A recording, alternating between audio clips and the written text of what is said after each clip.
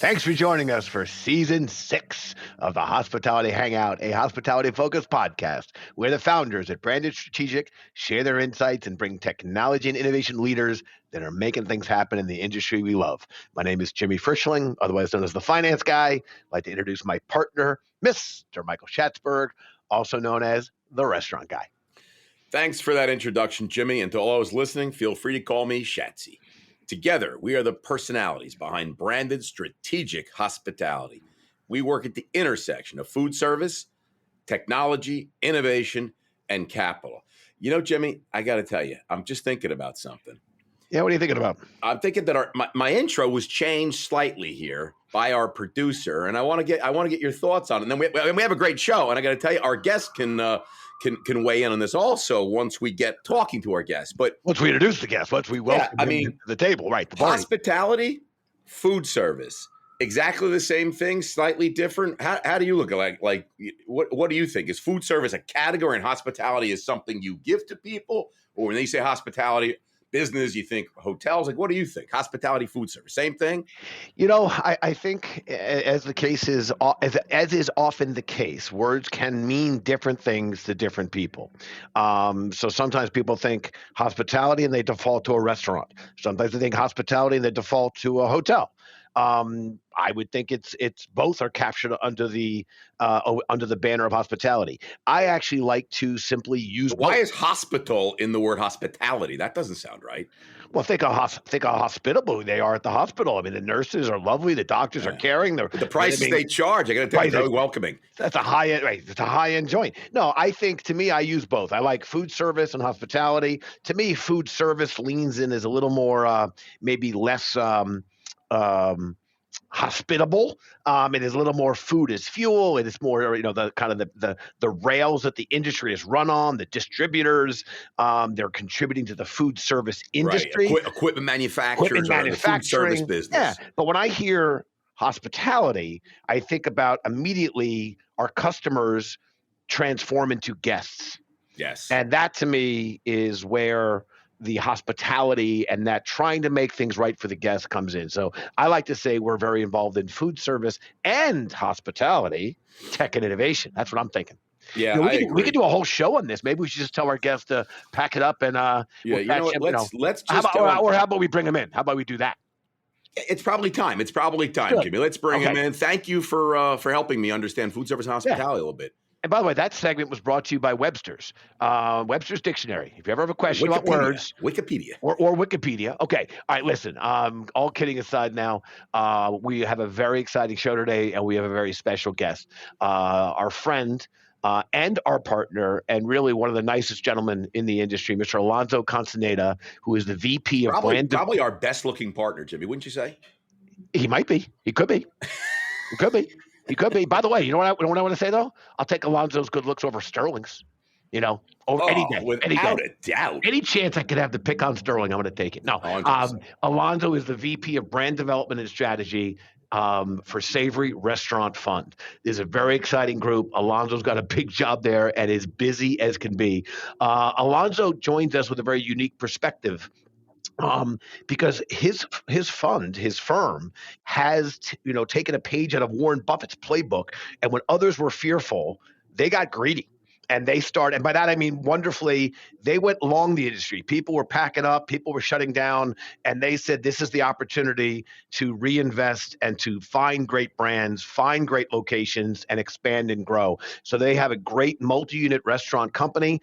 Certainly they are on the smaller side relative to some of the folks we've had on the show, but they're also one of the fastest growing, and I dare say innovative, and they have these cult-like brands that are in the portfolio. So this is a gentleman who I promised our listeners, you're going to appreciate what Alonso has to say, and you're also going to really pick up some insights from someone who's down in the weeds and of operating restaurants and also developing, identifying the tech stack to help these restaurants become more successful. So with that in mind, that intro, probably the longest one yet, Jimmy. Longest one I've given to a guest because but he deserves it. He deserves it. The man's got his hands in a lot of cookie jars. I agree. So Alonso, after that long intro, I'm going to let you give a quick background on yourself. Yeah. Alonso, please, you can't go as long as that. On yourself and introduce Savory to us, please. And thank you, Alonso.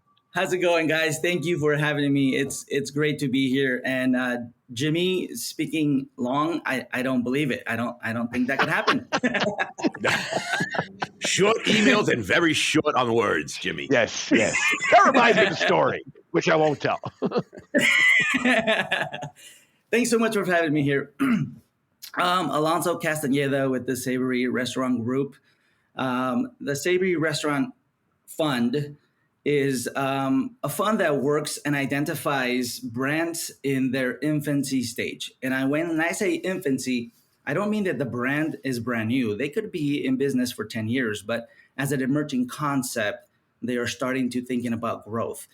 And that's where we come in, and we identify these brands that are loved in their communities, that are financially healthy, and that are have a great product. And we come in and we support them. We help them grow from 5 to 50.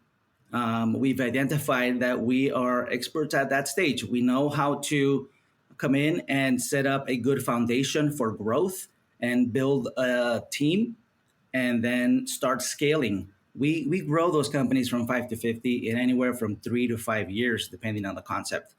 So it's fast growth. And we have a team in our office, about 60 restaurant experts, all in different places, right? From real estate to payroll and accounting and sales and marketing and operations and training and development, food safety, you name it. We have someone that actually starts to work with the brand shoulder to shoulder. We don't just provide the money, we provide a team that helps them build the brand. In a nutshell, is there any questions? Is that pretty No, clear? that's fantastic. I just want to. We're gonna take a real deep dive. Don't think we're not going to. But I just want let's just talk a little bit about Alonso. Okay, good looking guy. He's out in Salt Lake. Jimmy and I, we fly out. I remember we met you guys. Let me ask you a couple questions, and then we're gonna take a deeper dive. Is how you got to. You were in ops. And now you're like brand development strategy. You got your hands in all over the place. But when we flew out there and we first met you guys, and you guys had just moved into these slick new offices, I remember. And but it wasn't at that time. You guys weren't calling yourselves the Savory Group. It was was it Savory Foods? What was the name? Like, got it. Yeah. So it was a different name. It was Four Foods Group. Four Foods. Yeah. That's what it was. So is that? Are we not? We're not Four Foods anymore. Well, so it was a totally different group, totally different business. Okay. We actually were franchisees of a couple of businesses. And got it. That was Four Foods Group. Four Foods Group has then kind of retired, closed its doors. And a few of us started working for the Savory Restaurant Fund. Got it. But it's mostly the same players though, right? Several. Yeah, we have a few. Got it. Okay. Thank you for clearing that up. So let's kick off things, okay? We've got some really exciting stuff. And we always, on the Hospitality Hangout, we pride ourselves that we are basically, I don't know, we are like the, the breaking news. We are the top news agency in the podcast and hospitality food service industry. We break news all the time. That's what we do. That's, I think, one of the reasons why so many people come to this podcast for breaking news. So we have some breaking news here right now. You guys added 2 new brands to the portfolio. Can I make this public? Please, yeah. Breaking news. Here we go. You added Pinchos out of Miami and Hash Kitchen out of Arizona. So now you guys have the Crack Shack and you got Hash Kitchen. Which, by the way, just think about what I just said. You got Hash Kitchen and Crack Shack. What are you guys thinking about over there? What I don't even want to know. I can start going down this path of what restaurant group is next. You know what I mean? But tell us more about it. The Pinchos out of Miami, Hash Kitchen, Crack Shack. That's some crazy names. Tell us more. What's going on? I knew that wasn't going to slip by you guys, those 2 names, and you were going to bring it up. Yeah. I don't know where Shatsy went, why his mind went in that direction. I think about corned beef hash, roast beef hash. My dad loves hash. Shatsy, what do you think? I just got back from the grill. I'm not thinking about corned beef hash. What are you talking about, Shatsy? I don't even know this world of which you speak. What is this? Yeah. Go ahead, Alonso. Yes. So, last quarter, we were able to partner up with two fantastic brands, like you mentioned, Pincho Burgers and Kebabs out of Miami. Fantastic Latin-inspired Great leader, right? burger concept. Otto Othman is a fantastic leader. Great CEO. He takes care of his people and managers, and he's just a great guy, great human being. So we've known Otto for several years, and he's been working hard on his brand, and we were able to work out a partnership, and we are very excited for him and Pincho and the Pincho team to be part of our portfolio. So what's the next brand? What are you buying right now? Tell us before it happens. What are you looking at right now? And I promise you, there's like maybe it's me, you, and Jimmy, the only people listening to this. What's the next one? Right now we are just doing diligence. We have a lot of friends out there talking to several brands. Not really sure what could come next, but we have 7 brands that are opening 85 stores, and I can tell you that's a big top of mind for all of us here. Is that all? That's all you got going on? 7 brands, 85 stores opening up? That's it? All in the next 11 months. All in the next 11 months. By the way, I just want to give clarity that when Schatz was referencing that the Hospitality Hangout is the leader on podcast breaking news, I want to reference that is a survey of 1, and the 1 was Michael Schatzberg. So while that survey is accurate, give me one podcast that breaks news better than us. Schatz, I think CNN got the breaking news logo from us. I think they imitated us. 100% they took that. They weren't calling it breaking news. Breaking news. Listen, I can't wait to try some hash, baby, when we get out to Arizona in a few months for the Restaurant Leadership Conference. That's always a great show, and we appreciate our friends from Winsight doing that. Shout out to Winsight. Listen, there is no question that Savory is having a tremendous start to 2022. In addition to the 2 new brands that you and Shashi just broke live on the podcast, as you just said, you're slated to open 85 new stores in 22 across the portfolio. We love to hear this. We predicted that in the early days of the pandemic, amidst all the restaurant closures, that while it was a massive blow to our industry, that once the dust settled, new restaurants would open up. And we love truly what you and Savory are doing. Can you touch on the current climate of restaurant real estate? Has it been easy, hard, to find locations? What are you seeing out there on the real estate front? Yeah, we have a great team that works nonstop on real estate. So I'll give them all this credit, but they contrary to what sometimes we hear or the questions we get asked of, the pandemic was so hard in restaurants, and unfortunately there were so many closures. There's got to be some great deals in real estate, and that is not the case. There was also a lot of brands that did really well in the pandemic, especially in the fast casual segment and quick serve. And so everyone is looking for the same real estate. Everyone's looking for drive-throughs. If you're fast food or fast casual, everybody's looking for the same corners. And real estate is not inexpensive, and there's not that many great opportunities out there. But that's why we have to work extra hard to find the right locations.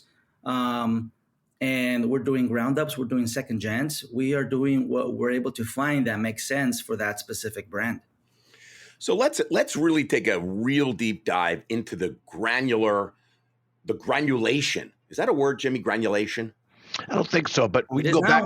We can go back to that earlier segment sponsored by Webster's Dictionary and check it out. But go for it. Yeah, let's go granular, because Jimmy loves to get granular. I love going granular. What does Savory really do? As an operator, we own and operate restaurants. Been an operator for years, independent. We wear a lot of hats. I always like to joke that if you're a restaurant operator, you're also a plumber, you're an electrician, you're a psychologist, a psychiatrist, human resources director, busboy, waiter. You do it all, right? And there's nothing we don't do. You also have to handle finance and marketing.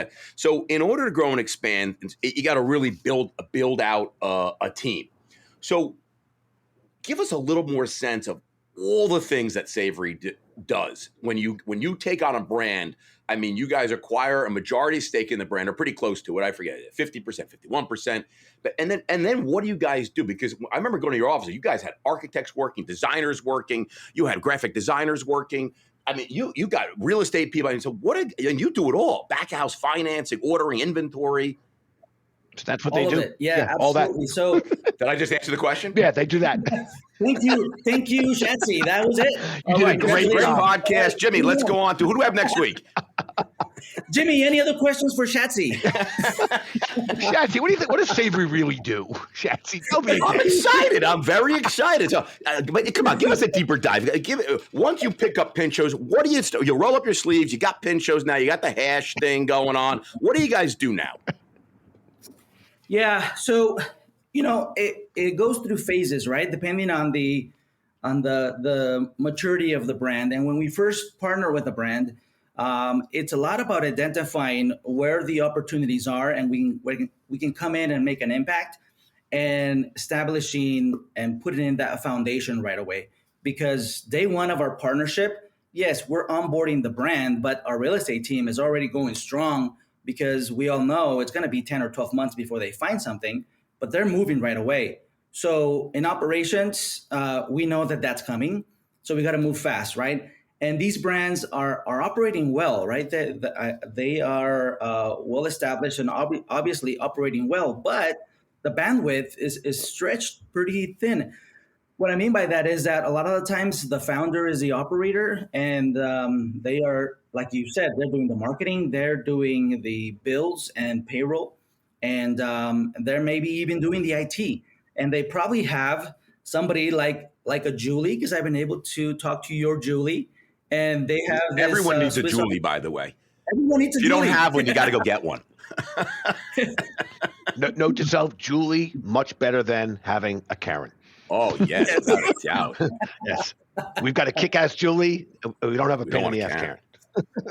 We don't care. Yeah, so these young brands, they have someone that is their director of operations, but they're also, the person that's doing their IT, and they're managing vendors, and they're working on payroll, and they're doing all these things. So what we're able to do is, because we're about to grow fast, then we come in with operational efficiencies and systems to put in place. And then we're also able to help them with some funding and build a bench of great above store leadership, as well as in-store leadership, so that we bring in district managers, we bring directors of training, whatever the brand needs, whether it's a marketing manager, to be in the brand and work directly with the Savory team to start executing on the different strategies that are needed, and then start getting ready to replicate the business. So it's fair to say you really let the founder, the operator, the creator of the brand really focus on that, and some of the minutia that it has to get done, but it's certainly not. I don't want to say important. It's not that that's not important, but bookkeeping and paying bills, it has to get done, but it's not exactly going to help that brand grow. So you really take over some of the minutia and really help them organize and help them prepare to grow, and let them focus on what got you excited about the brand in the first place. Yeah, one thing I'll say is that we always say that we partner with founders that want to continue with the brand, right? Mm-hmm. They don't want to. Mm-hmm. We don't want them to say, "Yeah, we'll sell you 100% of the brand and good luck, take it and go." It's a very young brand at the stage that we come in. So we want the founders involved. We want them to, partner with us, and that's exactly it. That what we do is we remove any of the distractions, because they are the vision of the brand. They know what made it great. They know how the food should be, how the service should be, how the culture should be, and so we give them back the time to focus on that and continue making the brand great, even as we expand. Because as you go to another state, as you go to across the city, you still have to have the same experience, the same culture, the same quality. And those individuals are who know how it should be.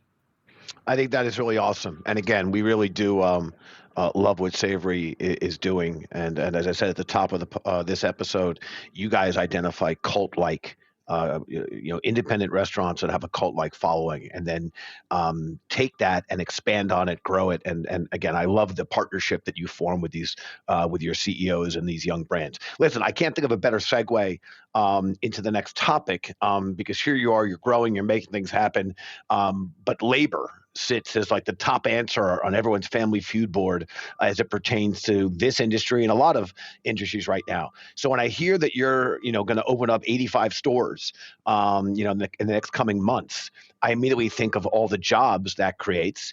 And if I were to guess, I'd estimate that equates to like close to 8,000 jobs that you're going to create with this expansion of these businesses. But here's the catch-22. You have all these openings. Are you going to be able to find the employees to fill all these necessary positions? So can you share, some of the tools, you're using to bring in and retain talent while the labor cards are so stacked against us as an industry? Yes, absolutely. That is a big project, right? I mean, along with everything else, because supply chain for construction materials is the same way. But as far as labor goes and people, it is a hard task, and we are doing everything to attract individuals. You'll probably hear me say this a couple of times through our conversation, but we are mixing old school tactics with new technology, and we're going back to basics for retention, as far as refocusing our teams on what's the first day experience look like when a team member starts, so we can retain them. What does your orientation look like? And also, for several years we've talked about the frictionless experience for customers, but you need to have a frictionless experience for hiring as well. Because, oh my goodness, if you don't go and try and hire yourself and go apply online and see how long it takes, or how long your application is, or that you're asking 70 questions and then it takes 48 hours to get a call back, you need to know those things, and you'll be surprised, like, wow, my hiring process sucks. I need to fix this. I need to make it so easy that they can just click, a couple of information, and we get them into orientation. That is one of the biggest things. And our team here has worked very, very hard to put those systems in place. That is super. That's a great point, Alonso. It's always great as an operator. It's easy to say, use this and use that. But as an operator yourself, go and through the process yourself and see how it is. And then you really be like, whoa, this sucks. This is what we're making people do to hire. We're making it so hard. I got to make it easy. It's great. Listen, you guys are buying concept. You're going, outside of your comfort zone, outside of your market of Salt Lake City. I know as an operator, we're here in New York City. We have opened restaurants in other cities and other countries. And we've been to Chicago, we've been to Boston, we've been to Atlanta, we've been to Dubai, we've been to Kuwait, we've been all over the place. Let me tell you, we've closed all those locations, and we're back here in New York City. It's the only place we seem to be able to be successful. Every time we go outside of our comfort zone, we suck, we fail for so many reasons. Probably we don't know the rules, we don't know the supply chain, we don't know the players, and we come back licking our wounds. So for you guys, I mean, you're complete opposite. You guys are actually looking to open outside your comfort zone. You're opening in other cities. You're expanding and growing. Can you share about your strategy when it comes to going into new cities and how you become successful introducing brands that are in cities that have never seen that brand, and how you can change, get them to be like, whoa, this is really cool, because when we go to Chicago, we thought, oh man, we're from New York. Everyone's going to love our brand. We got to Chicago. People are like, what the hell? Who is that? Never heard of you before. You know what I mean? What's your strategy? How do you do it? That is exactly what happens is that, these brands become very successful in their heritage market. And then everybody gets super confident, and we're like, all right, we're going to look at this place. The lines are long. It's packed. Every day is the same. This is fantastic. How could it fail and it's going to be successful everywhere. Yeah. And so you go into a new market and nobody knows who you are. And sometimes there's already a player that's loved in that community with the same sort of product. So we have to work very, very hard on it. And it's a grind, and it's a grind for several months that we cannot stop. And this is where we go, and we're boots on the ground, business to business, door to door, inviting people in. We use our food. We're very confident that our product is top notch and that you're going to love it.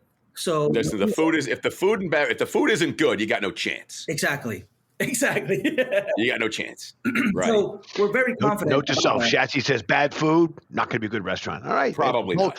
Was that breaking news, Shatsy? Breaking I'm not news, sure that was Shatsy. Breaking news. Was Good that breaking food. news? Well, it's certainly going to, I'm not going to guarantee success in a new market, but it's certainly going to help. Yeah. Don't serve crap. Okay, good. I like that. And Listen, so I want to ask. we use sorry, our product. Yeah, we use our product as our marketing, right? And we just want to make sure people try it once, people try it 3 times, and we know that we'll get them hooked. So we use new tactics with technology, and we use old tactics with boots on the ground, door to door. What's the Hawaiian concept? Mo Betta's Hawaiian style. Mo Better. Yeah, Mo Bettas, Mo Better. right. Like once I had that Mo Bettas, Delicious. once I had all that stuff, there's no way I was never eating that again. I mean, that's the best lunch I ever had. Yes. Yeah, and that's So exactly what we you just know. stand outside handing out some of that Mo Bettas chicken, and you're hooked. Yeah. Yeah, that's why we use our food as a big part of our marketing, is just making sure people are trying it. And I guess the crack shack, you put crack in there and you get people hooked, and then they just come back because they're addicted. Yeah. And then they drink the dirty. They drink the dirty soda. Don't forget the dirty soda, Shatsy. Yeah, exactly. We love that. Listen, The last Crack Shack season has on the Hangout, amazing high quality fried chicken, bone-in chicken sandwiches, all of it. You name it, it's all fantastic. They do an awesome job. I like it. I like it. I like it a lot. Okay, last season we had the Hangout retired one of our original segments. Our executive producer Julie, who we've been talking about, canned one of my segments to give Shatsy another hot new segment. But that wasn't lost on me. But okay, but I'm bringing it back. I'm bringing it back today because I think, Alonso, you deserve to have a shot at answering this question. Top of the tech stack. Okay, that was the segment we put away. Bringing it back, 1 episode only in season 6, and that's yours, Alonso. I know Savory, that Savory tech stack has been constantly evolving, specifically on the AI front. Can you share more about that? Yeah. So, with technology, like you mentioned in the beginning, we are not looking at robotics and all this automation because that is very expensive. And if you look at industry news, Yes. The companies that have been around for 30, 40 years and have thousands of units, they're able to do some L&D on that and spend the money. We are building a brand from the ground up, and we've been very lucky that we get success just by the marketing that we do. But technology is important. That's where the consumer is moving towards. And we are looking at online ordering systems that are built off of AI, not just machine learning, because if those engineers are not working on the machine learning, then it stops learning. But actual AI that continues to evolve and learn with consumer behaviors and identify why, you and me always go to the same restaurant at the same time of day, but we order different things, and it starts to learn what it's going to try and sell me or upsell me next time I come in differently than you are. We're also working on a AI system that's on our phone lines because regardless of what a lot of people might think, there's a lot of business coming through the phones. And if you're not answering your phones, I think it's still 50%. It's a lot. It really is. And some brands are not even putting phone lines anymore, and they're not answering their phones. And if that works for them, that's fantastic. But if you're wondering where you can get more sales, answer your phones, and you'll be very surprised. So we're working with a partner. Yeah, you're 100% right. Technology. Yeah, AI technology on the phone and in the phone systems that can really help us. 100%. Listen, keeping with the subject of technology, and we love the term the connected restaurant because the tech stack, the restaurants are literally just a whole ecosystem of technology now. It's just way beyond the point of sale system. So having a connected restaurant is great. You can have a lot of tech, but if you have an operator, the DOs, the GMs, the management, they also have to embrace the tech because loading up a restaurant with technology that no one wants to use it's just a waste. So when you're buying these brands and now you're growing them, do you find it easy or hard to kind of, to convince or share it with your operators that aren't tech savvy, because restaurant operators were not known as the most tech savvy folks in town.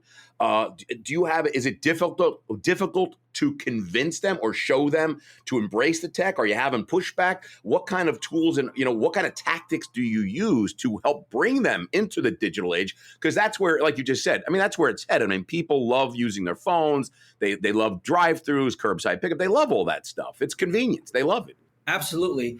And this is where, as you start to build an emerging concept, and if you don't have the right funding, the right partner to start growing, you get to the point about 7 restaurants plus where you need to build a small army, to run your company, where you need, people that are going to do the implementation and the training. And Schatzberg, to your question, I'm going to go back to saying it's not only about the frictionless experience with the customer anymore. It's about when you're onboarding your team members, but it's also for the people that are operating your restaurant now. If you're going to bring in all the technology stack, it has to be frictionless for the end user and our end, for our managers and our employees.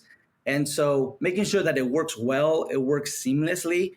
Managers, a lot of the times they don't get to mess with much. They have to learn a couple of things that are not too complicated, they don't have to be tech savvy, and the systems just work for them and it feeds them the orders. And if you do it right, it works like magic, but there's a lot of training that has to go into that, not just an email that you send them and explain it to them, but shoulder to shoulder work with the operators. This is how it works. This is what it's called. This is what we're going to do. A lot of time investment in that training. Got it and appreciate it. That's excellent. Listen, I want to go to our talking back segment. We started this podcast because Schatz and I love bringing on guests and asking them questions, but we learned along the way, sometimes our guests have questions for us. So Alonso, we're going to kick off talking back. You get the microphone. Nothing's off the table. Go ahead, sir. Okay. Well, long time listener, first time caller. So I've heard this before. I know you guys asked this, but I want to hear from you guys. How do you see the industry in the technology side and restaurants? How does it look 2 to 5 years from now? Boom.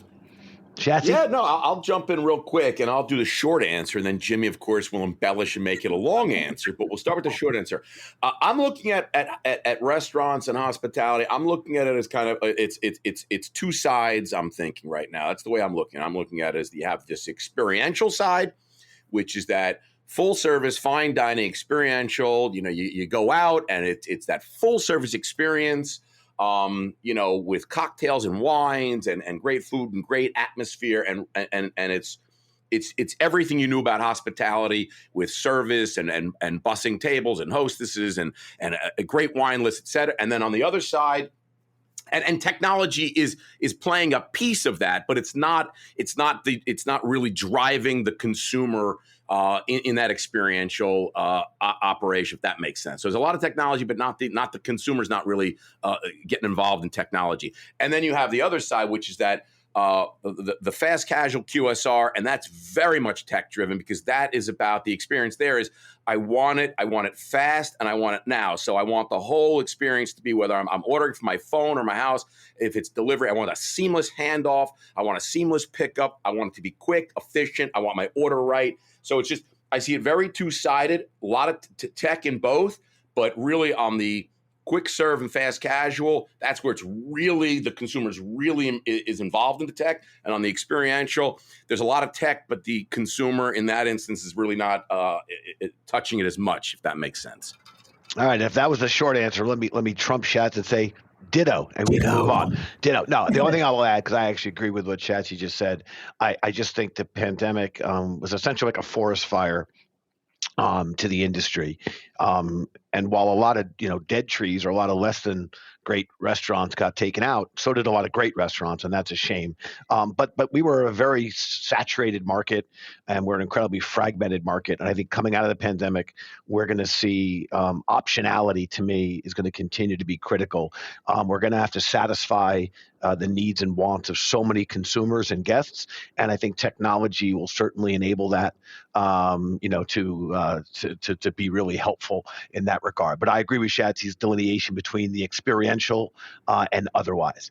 So Shatsy, Well done, sir. I think you get this newest hot segment, which is now ranking number 2 behind the quickfire. You got the top 2. Yeah, listen, you know what, Alonso, we've always talked about hospitality always being slow to embrace technology and far behind all the other industries. But when you really start looking at history, we started finding out that over the years, hospitality actually hasn't always been slow to embrace. Actually, kind of on the forefront of a lot of ideas over the years. So we came up with this new segment, Which Came First? Are you ready for Which Came First? Let's do it. Which came first, the digital menu board or the first digital billboard? I saw some very ugly versions of a digital menu board several years ago. So I think that might have came first. I'm going to say, Jimmy, same question. The digital menu board or the digital billboard? Which came first? I'll go digital billboard came first. Digital billboard. All right, so we're splitting here. We're splitting here. Well, the answer actually is Alonso. The digital restaurant menu board came first. In 1990, Scott Sharon developed the first digital menu board for Arby's, an Arby's franchise in Richmond, Virginia. He had the first digital menu board. The first digital billboard was not installed until 2005. So there you go. Hospitality was first with something. So we are not really all that slow.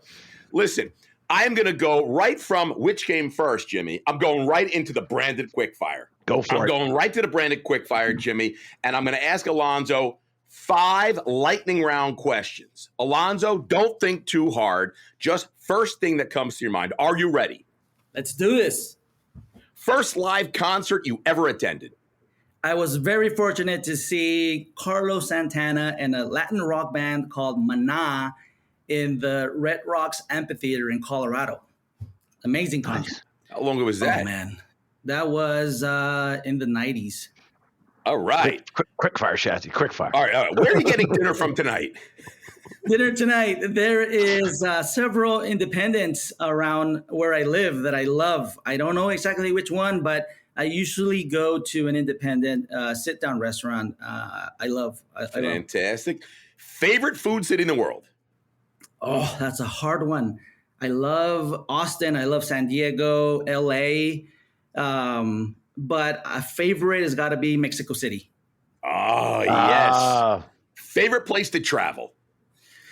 Favorite place to travel is Cancun. I knew you were going to say Cancun because you were there. You were there like last year, right? With the family.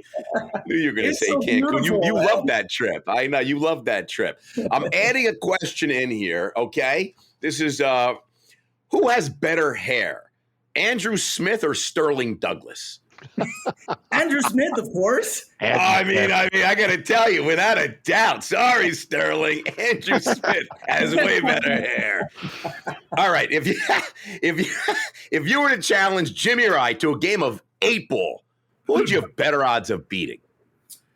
Whew.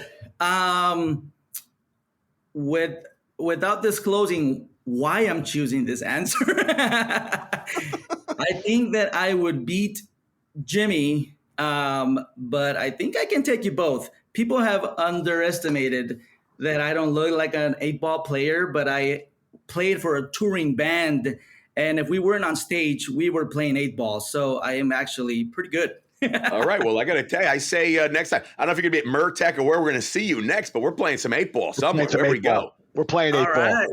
I every now and then I can surprise people, but we're playing some 8-ball. Listen, Hey, Alonso. very nice. Listen, we want to thank you so much for joining us on the Hangout and for sharing all your great insights. We really do appreciate what you and the crew at Savory are doing, and really loving the brands that you're identifying. Jimmy, before you go, can I just ask? I just wanted to ask. We were out at Restauntology visiting you guys, and it was awesome. And you had this that event. You were giving away, I think, $1 million like seed funding to a new concept. Is that closed now, or can people still sign up for that opportunity? $1 million restaurant launch. Yeah, we had so many people submit for their ideas and their concept. It was amazing. It was supposed to close in December. We kept getting so many more that we extended it to like 2 more weeks. It got extended. So if somebody wants to apply, what's the URL they go to? Sorry. So we had to extend it, but it is now closed. Oh, it's now closed. Okay. All right. Sorry. If you want to apply, you missed the opportunity to apply. So I apologize for even bringing that up. Hey, this is something that the Savory Fund, we want to continue to do. This is our first time doing it, and we're very excited. We got a lot of great entrepreneurs, a lot of great ideas. You guys will hear what we're doing next with it. We'll be announcing it, and we'll be supporting this entrepreneur, whoever wins, to open up their first unit and turning that into a concept, hopefully. Awesome. Well, let me ask you this. So what if people want to just learn more about Savory, where do they go? What's the URL? Is it just savory.com or? Savoryfund.com. Savoryfund.com. There you go. All right, Jimmy. Sorry about that. I just wanted to get that in there. That's all right. And listen, if any of our listeners do want to get in touch with Alonso directly, you can also email the podcast team at podcast@brandedstrategic.com, and we'd be happy to make the connection. To our listeners, we want to continue to thank you for tuning in. We know there are literally hundreds of thousands of podcasts out there, and the fact that you choose to hang out with us is something we value and appreciate. Please join us next week as we welcome our guest, Mr. John Sherman, CEO and co-founder of Stickies. Hey, by the way, that could be a new concept for Savory, by the way. Stickies right here in New York. He loves Stickies. Awesome. Yeah, love the introduction. There we go. We just made a mitzvah. Here we go. There we go. Connecting them. Listen, if you haven't done so already, please subscribe to our podcast. You don't miss out on any exciting guests coming up in the future. Better yet, invite a friend to hang out with us the next time. So until then, this is Jimmy Frischling, your finance guy, signing off and passing it back to Mr. Schatzberg. This is Schatzy, a.k.a. the restaurant guy, thanking everybody for hanging with us at the Hospitality Hangout, and to our guest, Alonso. Awesome, as always. Can't wait to see you. Cheers, everybody. Hey, guys. Cheers. Thanks, guys.